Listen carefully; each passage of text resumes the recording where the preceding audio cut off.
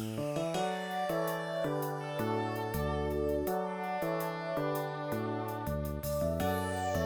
pozdrav.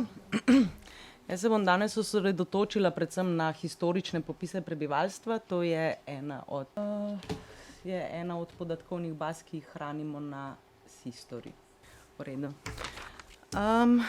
Ja, sicer da bom natančna, da niso primerni samo za historično demografijo, ampak na splošno ima historična demografija že vsa leta vedno problem z veliko količino podatkov.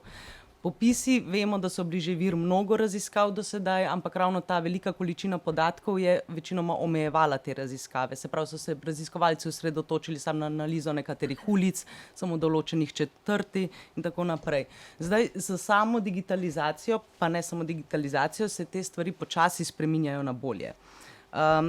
Sami podatki so vedno bolj dostopni. Tukaj imate primer kar nekaj tujih baz, ki že vključuje takšne in drugačne. No, nekateri popise, tukaj bi izpostavila recimo projekt Mozaik, ki zbira tudi podatke recimo za avstro-ogrske popise, pa še marsikateri.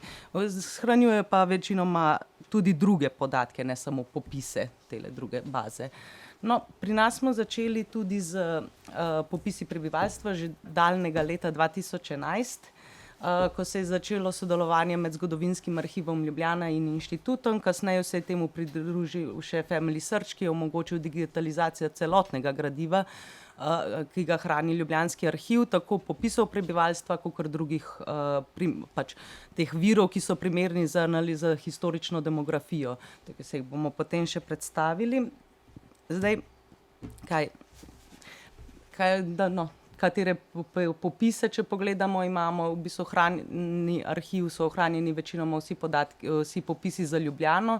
Tukaj bi izpostavili samo, da popis iz leta 2021 v Ljubljani je občinski popis, ne državni, tega namreč v arhivu ne hranijo. Prav tako je recimo pri popisu za leto 2031 so ohranjene v bistvu te družinske popisne pole, medtem ko posameznih popisnic pa ni. Najverjetneje so v Beogradu, če so sploh še ohranjene.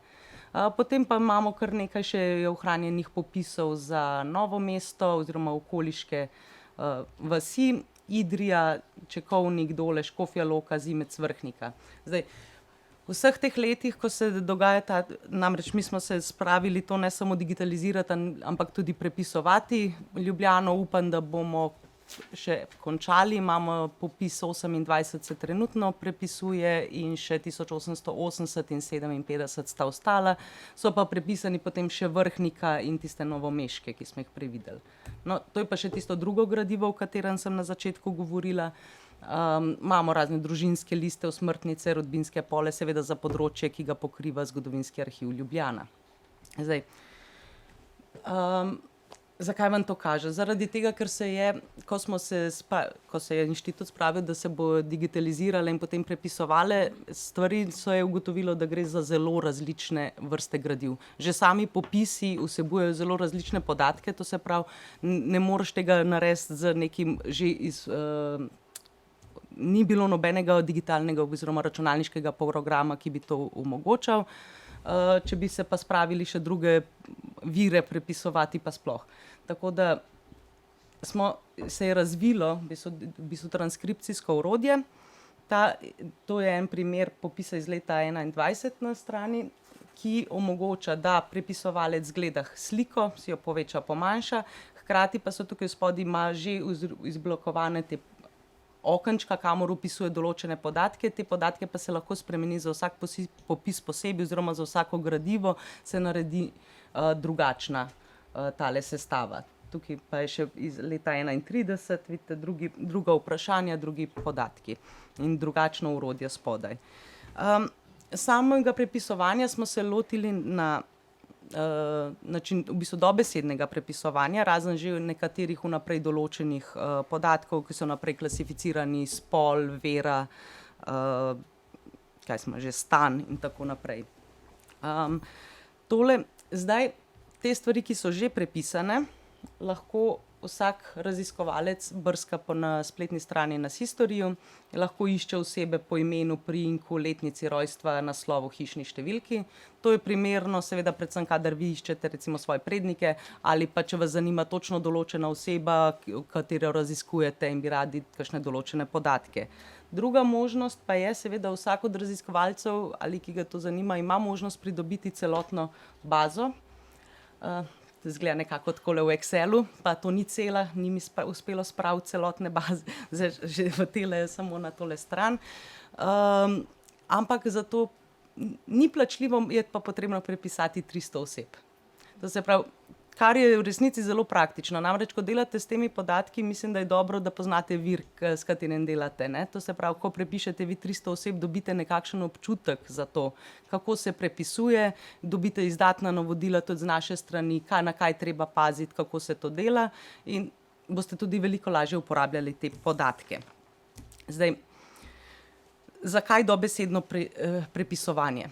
Dva razloga sta. Eden je to zaradi tega, ker taka baza omogoča različne vrste potem raziskovanj, ljudje so različno zapisovali nekatere podatke, lahko delate kakšne jezikovne ali pa pač kakšne posebnosti iščete noter, ne. Mislim, jaz sem, glede na to, da je večina popisov imela navodila, kako se izpolnjuje, lahko nekdo tudi naredi analizo tega, koliko so ljudje spoštovali navodila, ne. Velikokrat ne. No, ampak druga stvar je pa, kolikor je že kolega Andrej omenil, je, da za različne raziskave rabite različno obdelane podatke, ker odvisno, za kaj se boste odločili. Recimo, v bistvu za statistično analizo potem je treba tele podatke zelo dobro obdelati, da vam bojo za kaj služili. Zdaj pa vprašanje, na kaj se osredotočate. Predvsem je potrebno naprej že določiti jasno metodologijo, pa tukaj ne govorim recimo samo poklicni strukturi, ki rabite vi že narediti si sam sistem klasifikacije popisov, ali se boste uporabili tistega, ki so ga recimo avstrijski popisi uporabljali, ali boste zdaj se nov recimo temu klasifikacijski način HISCLAS vedno bolj uporablja in še druga, ampak tudi pri drugih stvareh, kako boste zapisovali kraje, ali boste pisali kraj na višja administrativna enota in tako naprej, recimo problemi z samimi toliko različnih stvari, se opravičujem, ja. Ampak datumi recimo, ne, kaj so pisali marc rimskimi številkami, arabskimi in tako naprej. No, ampak to je samo majhen del, ne. Potem so recimo, kakor sem rekla prej, da niso upoštevali navodil, recimo v navodilih je pisalo, da naj se ne vpisuje poklica otrok in veliko jih je pustilo to prazno, drugi so pisali otrok, učenec in tako naprej. Ali pa da ne pišejo stana notri, ne, pa so vsem pisali, da so otroci samski, ne. Ali jim pa niso vpisovali jezika, medtem ko so napisali, da morajo napisati pa jezik staršev, če so še dojenčki. No, ko vi delate statistiko, teh podatkov ne morete uporabiti, če tega ne standardizirate, ne, oziroma uredite. Recimo primer kranjski jezik. Avstrijska pač uprava je določila točno tistih 12 jezikov, ki so bili uradni jeziki Avstro-Ogrske, v katerih so bili tiskani tudi pač vsi uradni listi. In od te jezike si ti lahko izbral, nič drugega. Ampak so vse nekateri pisali kranjski jezik. Zdaj, ta podatek je zelo zanimiv, da gledaš, kdo je pisal kranjski, ampak verjetno bi ga še kdo drug napisal, če bi ga lahko pa je upošteval navodila. Se pravi, nam podatek za statistično analizo ne koristi. Treba je pač standardizirati, potem pa urediti, pa če vas to zanima, še dodatno označiti, ne. In pri nas recimo jeziki so klasificirani že vnaprej, ravno iz tega razloga, in se pa vpisuje v opombo zraven, da je nekaj drugega navedel. Tudi kadar so recimo drugi jeziki, ker tudi za tuje jezike je večinoma pisalo, da napišejo, da gre samo za tuje jezike. No, tukaj vam sam primer dam, recimo kraj rojstva, ki sem prej govorila, to je OpenRefine, to je en zastonj program, ki vam recimo pomaga pri urejanju teh podatkov. Tukaj funkcija je cluster and edit columns, vam lahko zbere skupaj, ker tako na različne načine so pisali te kraje, pa tukaj so zelo lepi primeri, no, da povem. Ampak vam pomaga pri tem, je pa vseeno veliko tudi ročnega dela na tem. Zdaj, v vsej tej klasifikaciji in standardizaciji popisov prebivalstva bo teklo mnogo teh informacij. Dobro je, da se delajo obširni metapodatki in da imate ob tem tudi obširno dokumentacijo, zaradi tega, da če boste dajte podatke, če boste sami se lotili tega, no, priporočam vam, da delajo to skupine, ne samo ena sama oseba, da se dela obširna dokumentacija, ker zdaj vemo, da veliko je treba tudi objavljati uporabljene metapodatke, zaradi tega, da če bo kdo za vami uporabljal te podatke, bo točno vedel, kako je bilo to narejeno. Hkrati, če se spravljate v tako delo, je zelo dobro, da poznate samo obdelavo, vir, način prepisovanja, način transkripcije. Potrebno je žal tudi znanje, vsaj osnov statistike, ne, in tudi dobro je, da poznate te računalniške programe, ker to je to, kar sem vam pokazala, en osnovni program. Obstajajo pa računalniški programi z programiranjem, ki naredijo še veliko več, namesto vas se morate pa veliko več naučiti, ne, v samem programiranju. Tako da je dobro, pač tukaj poudarjam to sodelovanje z drugimi ali pa če imate željo, voljo, da se sami to naučite, ne.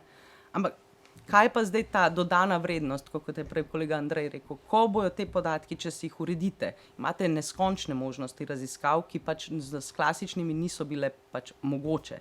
Zdaj, vi lahko se odločite, da vas zanima, kako so v roku, ne vem, 50 let, kakor imate recimo popisov, samske osebe se spreminja v njihov status socialni. Ker samo poiščete, zberete v tabelcah, tako rečeno, ne, samske osebe in analizirate. Lahko se odločite samo za določeno strukturo, oziroma segment prebivalstva, lahko določenim osebam sledite skozi popise, točno določenim in gledate, kaj se z njimi dogaja, s kom so se poročali. Namreč pri nas tudi vsaka oseba pri opisu dobi svoj unikatni ID in vsaka enota, to se pravi, vse je sledljivo in vedno lahko tudi gledate, imate eno osebo, greste lahko pogledati takoj nazaj v bazo, v kakšni tem gospodinjstvu je živel in delate take analize. To se pravi, neskončno možnosti, je pa, kakor je resnica, še veliko dela na tem. Tako da, ampak že tista osnovna, tudi tiste, kar sem rekla, da dobite izvoženo bazo Excel, že mnogo pomaga, tudi če niste računalniški najbolj nadarjeni, ker še zdaj je veliko lažje, kakor brskati po starih popisih pa indeksih za prebivalstvo, se pravi, še vedno je veliko več, kakor nič. Tako. Ok, to je to. Hvala.